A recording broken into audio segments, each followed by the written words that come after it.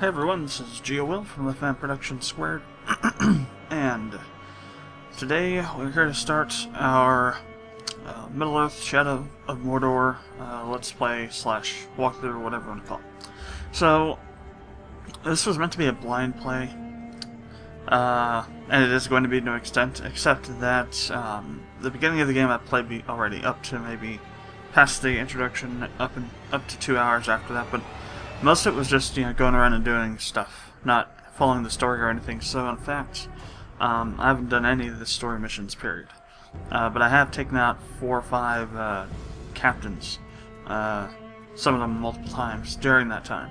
But what happened was that I had taken off my microphone, my snowball microphone, because I was working on the audio for OV for a while. So I had my keyboard up here. Got it back up for the recording of this originally, and forgot to re-add the microphone to my PlayClaw sources, and so I'd recorded 2 hours worth of gameplay without any commentary. You know what? That's probably a good thing to check again. I want to make sure it is going this time, so I don't have to redo this again. I'll be right back. Alright, and Rick. Also had to check to make sure my headphones were actually in 7.1 mode. For whatever reason, the software, Logitech gaming software, is a piece of crap. The software stopped properly registering 7.1 mode, and really the headphones in general for that purpose.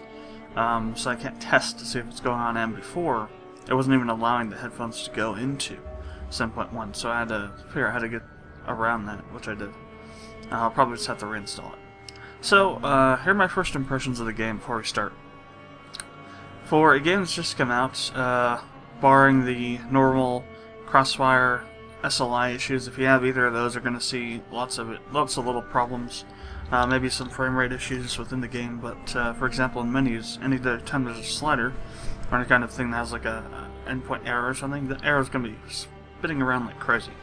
I think I named it the spinning arrows of Mount Doom or something in the comment. One of the comment on one of the Steam discussion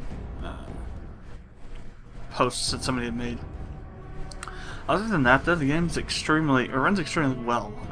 Even on my single GIMP 7970, my gigabyte card, which has, if you've watched my Skyrim, in my recent Skyrim videos, has 2 bad fans, one over the I/O port area, and then the other one's over the directly over the actual GPU, over the heatsink. So it's pretty gimped, and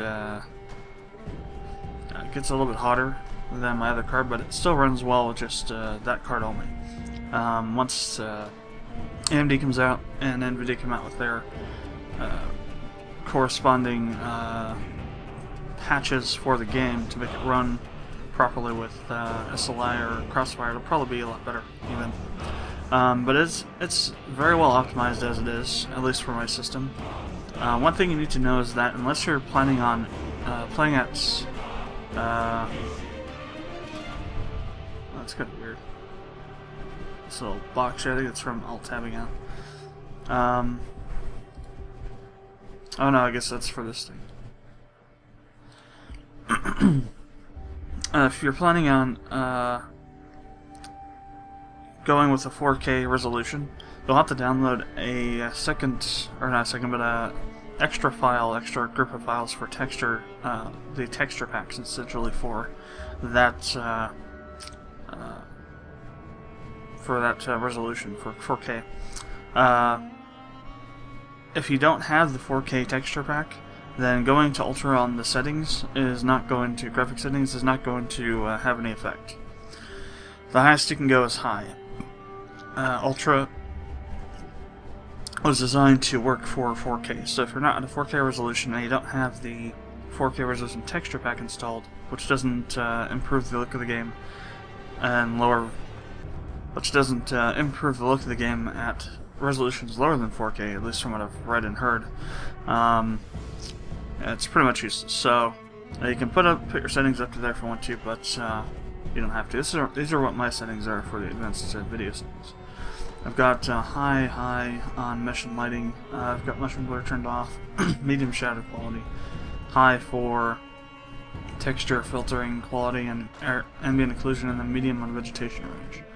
But actually, I think I'll go and we'll increase that a bit to high, because it was running pretty well. But maybe that's why it was running well. We'll see. I may have to drop it down again. Then you also got your depth of field, order independence, transparency, and tessellation, as well as auto config option. There's no option to turn off or on subtitles. They're going to be on no matter what. For video options, you just have your normal stuff here. Max FPS, you can set up an FPS limit. You got your display adapter choice. Turn on VSync, you can turn it off there. You can change the display area and resolution and display mode. Oh, really? It's at 200.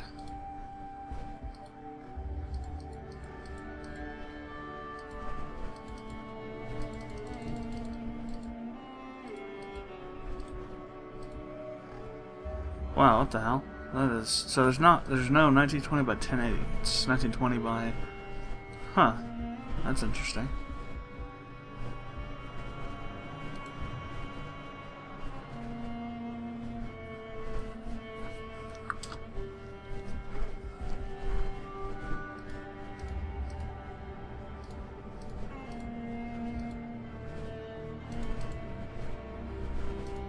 So it's a 19 by 12 resolution.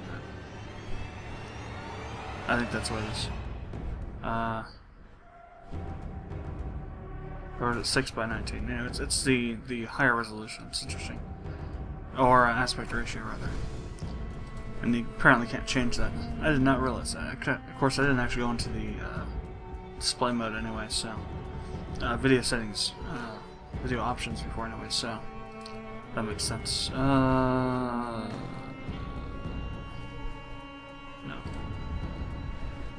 Very interesting. That's also another annoying thing, is that some of the stuff that you have to do, you have to restart for it to apply.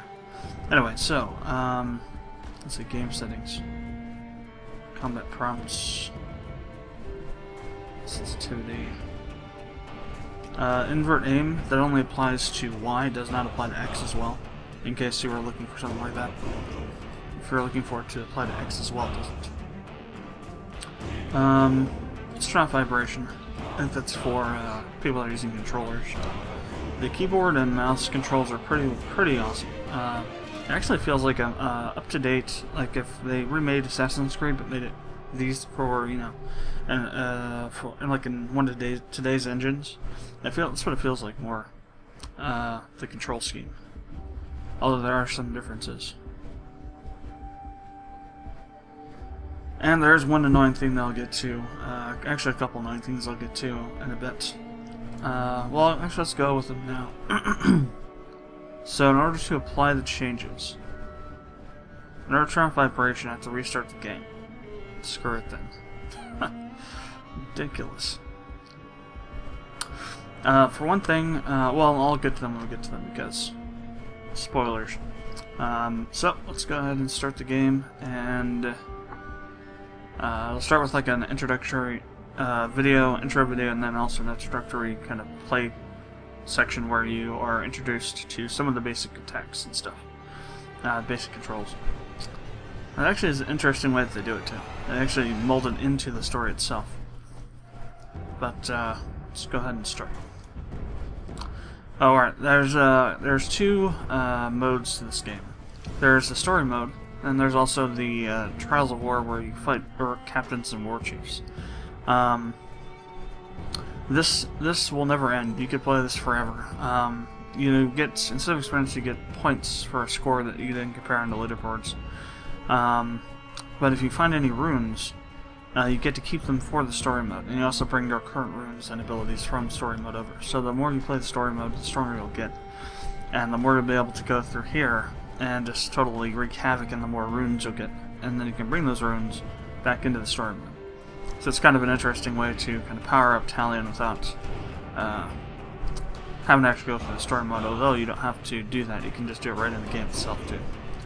Also, skins. I'm expecting there's going to be a lot of people that have pre-ordered this game and that are playing as a Dark Ranger, so I'm not going to do it.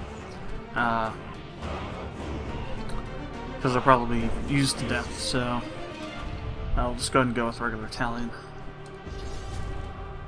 And let's go ahead and start story mode.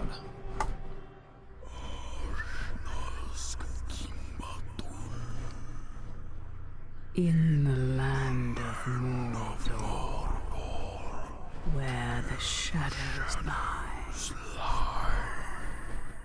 It was here, on the slopes of Mount Doom, that the Dark Lord Sauron was defeated by a last alliance of men and elves. It is here that for 2,500 years the Rangers of Gondor stood watch, guarding against a nameless threat they had all but forgotten. And while the strength of Gondor faded, the power and malice of Sauron grew in darkness. He has returned to Mordor. Shadow and flame have fallen on the Black Gate, and no mortal man can stand in its path.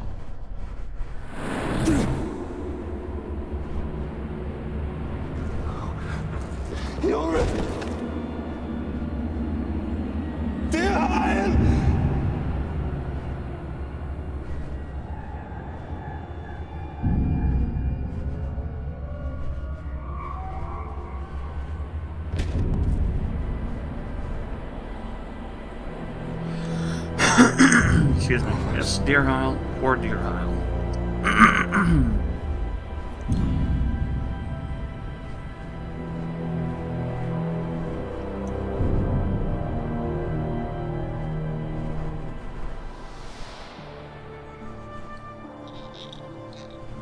That is a perfect swing for killing chicken. Wouldn't want to hurt you.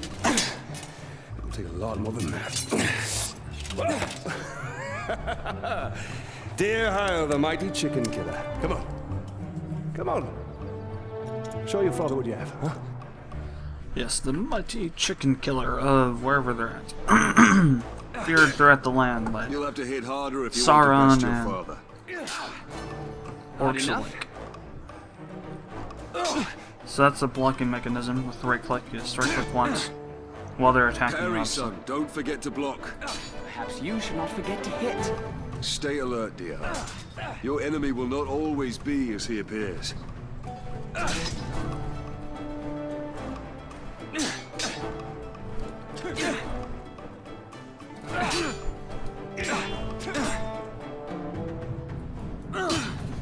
So really your best... Easy, son. You're not a soldier yet. I'll have your guts.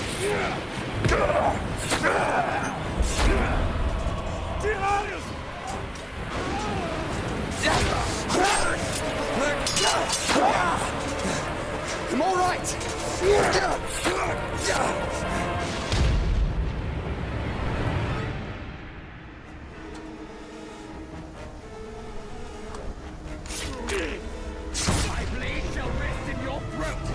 Deerheil, remember your training!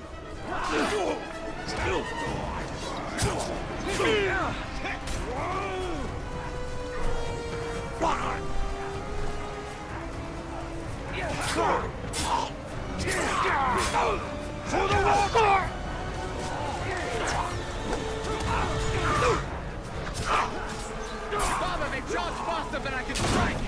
Stand fast, Deerheil!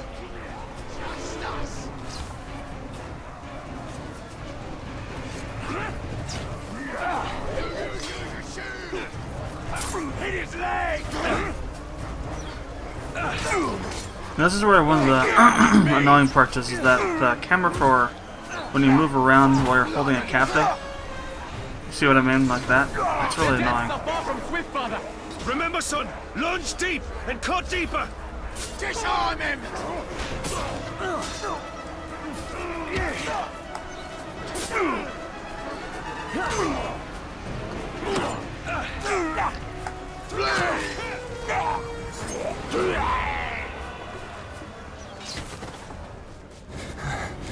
These orcs are much stronger than any we've ever seen. They're not orcs, they're Uruks. They're far worse. There's too many.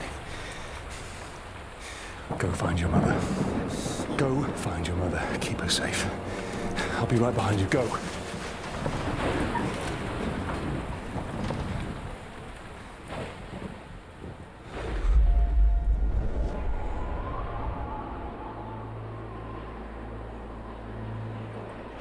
Am I dead? You are banished from death.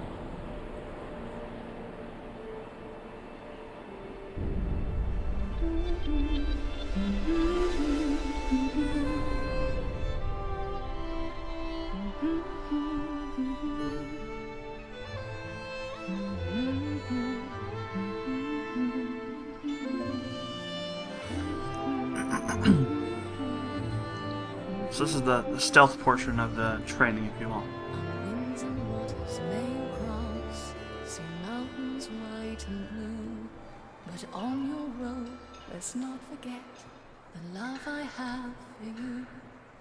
Dance on beaches in and us, sleep in moonlit fields of view. May you cross another golden age, with preciousness free-flowing, with halfling elves and dwarves engage, their wisdom on you bestowing. Never heard that full song before. Happy anniversary, my love. Alien, this is beautiful. Where did you find it? I still have a few friends left in Gondor. Did you talk to my father? Yes, I did. And nothing has changed. He's still very stubborn. I say we go anyway. Dear, I will not come willingly. There must be a better life than this. Not now. But soon. I'm just so tired of hiding here, Talion.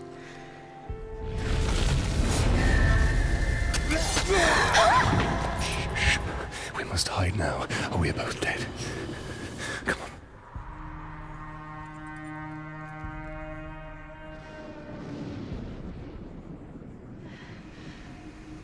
We should have left when we had the chance. Don't move. I'll clear a path. I'm outnumbered. Stealth is my only advantage.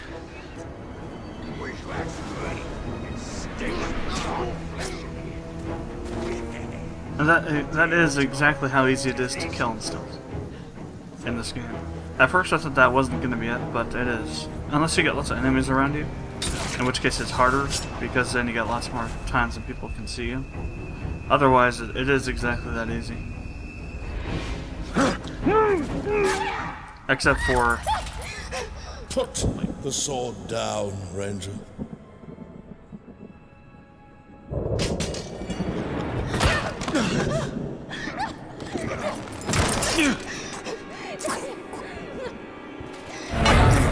The Black Hand wants him alive! Nora!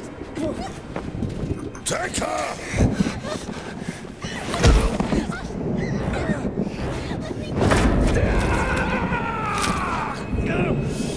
He will live!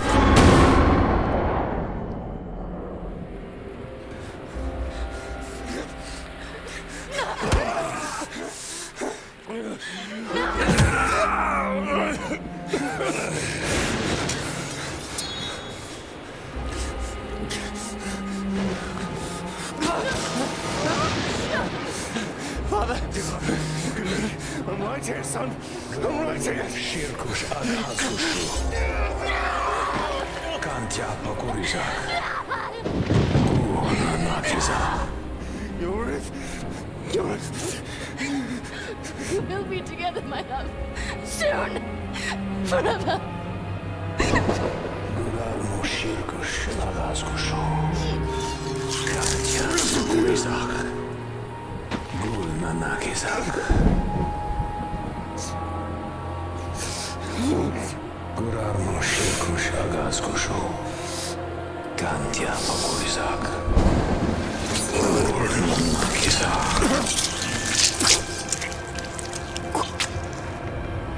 Come back to me, Elf Lord.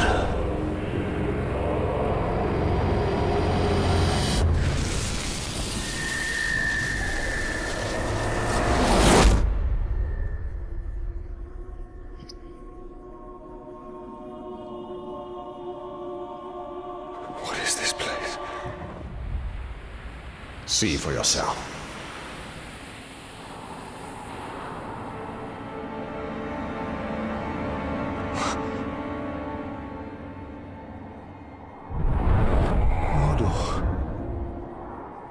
Now, do you believe me, Ranger? What has happened to me? You are banished from death. Cast adrift between the worlds of light and dark. Curse binds us together within the walls of J.R.R.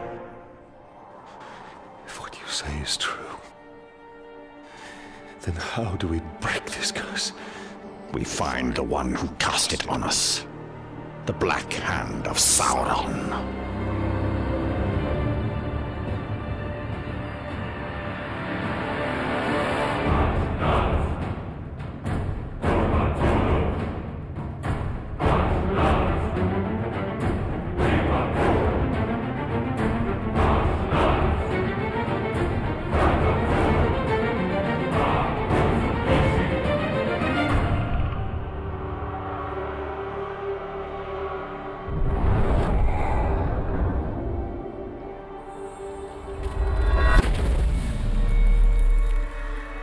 This looks familiar. Talion killed a nobleman, Yorith. His life now belongs to Gondor. Father, if you turn my love in, I shall swear I killed Lord Asgon when he attacked me. We shall both sacrifice our lives to Gondor. Interesting.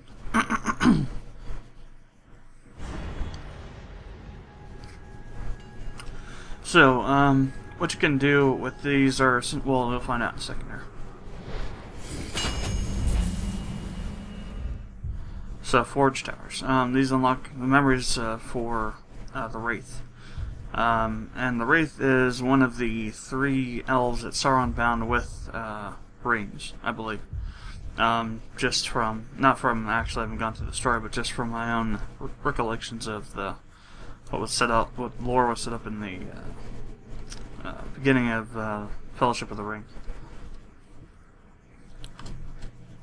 So this allows you to unlock new missions, collectible locations on the map, as well as Mirian, which you use to buy different abilities and whatnot, or different bonuses, I guess, better way to put it. And you'll see what I mean by that in a bit. Escape to exit. So hold spacebar and move forward to jump off the ledge.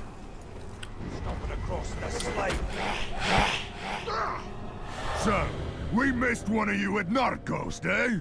An easy mistake to fix. So this is the bow training. Now this is one of the more annoying things.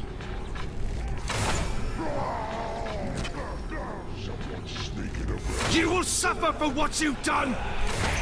Crap.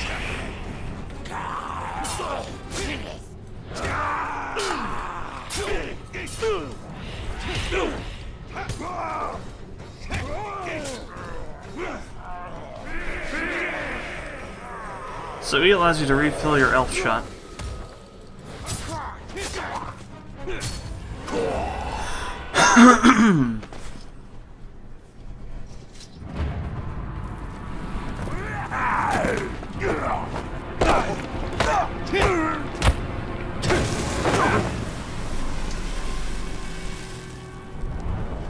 Go back to him.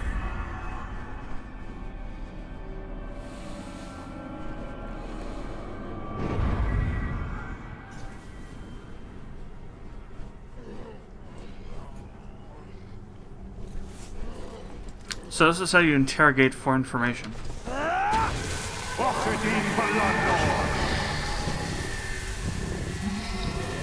What do you know of the Black Hand of Sauron? He is a fiend, made of thin air. What more? A slave I had swears he fought him. I sold him for a keg of grog to Gimu the slaver.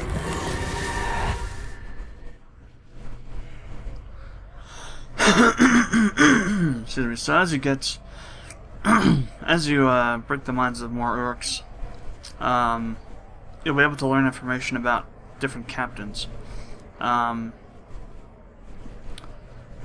For example, in this case, though, we're going to learn about this first one, who their identity is. And so it's going to show up who they are. And by interrogating enemies, you can uncover more information about the captains. So yeah, Gimu the Slaver. So I've learned who his identity is, and this will help us hunt him down because it'll show him on the map. The title gives you clues about his role in Uruk society, so he's obviously a slave master. This shows the power of this captain as far as what that means is how hard it will be to take him down. It also determines your rewards for defeating him, such as what runes you get weapons or increases to your own power to unlock new ability tiers. And also on the map where that target is located. Also, their motives. And the motive is essentially just what they're currently, I guess their current emotional state. I don't know how to put it. Their current status, I guess. And that'll change over time, I believe. And what different captains feel depends on certain things that you do. Like, for example, if you take out a lot of other captains or cause general havoc, the motives of some captains will be to, you know, find you and fight you. So that's the.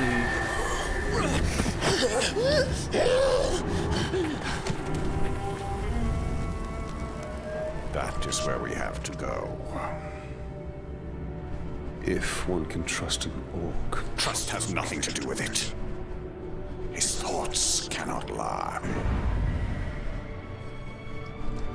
So the other annoying thing, though, is that if you hold the right mouse button down during combat, instead of just single clicking it, and there's different things on the map. So gold icons are story missions, red icons are power struggles, and you can complete those for power rewards.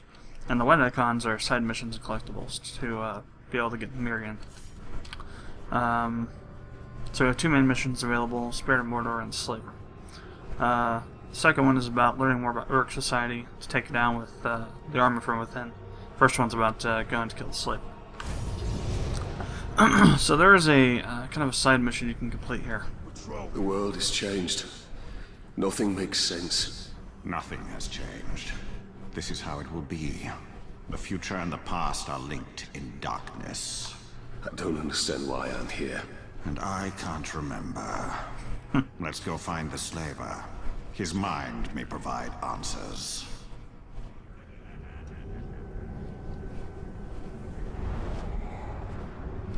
Oh, really? I didn't know about this.